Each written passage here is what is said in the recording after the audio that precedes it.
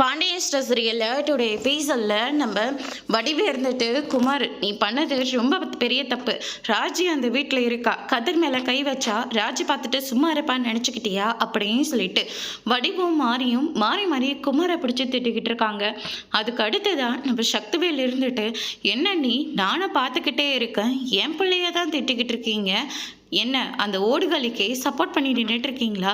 விட்டாக்க அந்த பரதேசி பையன் பாண்டியனோட பையனையும் அதே மாதிரி ராஜையும் கூட்டிகிட்டு வந்து வீட்டில் பெரிய விருந்து வைப்பீங்க போல இருக்கே அப்படின்ற மாதிரியே சொல்லிடுறாங்க. தம்பி, நான் ஒன்றும் அந்த அர்த்தத்தில் சொல்ல கிடையாது.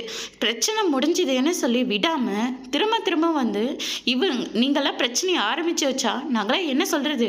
ஏற்கனவே குமார் மேலே கேஸ் கொடுத்து இப்போ தான் அரசு ஏதோ மனசை வச்சு குமார் வெளியில் இருக்கான்.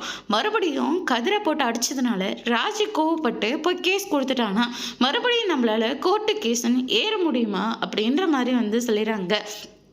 அதுக்கு அடுத்ததாக வந்து பார்த்திங்கன்னா அவளே கேஸ் கொடுக்கலனாலையும் நீங்களா ஐடியா கொடுப்பீங்க போல இருக்கே அப்படின்ற மாதிரி சொல்லிடுறாங்க. அதுக்கு அடுத்ததாக இந்த விஷயத்த மறுபடியும் யாரும் பேசாதீங்க, இனிமேல் பழனியோட கடைக்கு நீ போகவே போகாத அப்படின்னு சொல்லிட்டு முத்துவேல் இருந்துட்டு குமாரை பிடிச்சி திட்டிட்டு அங்கேருந்து போகிறாங்க.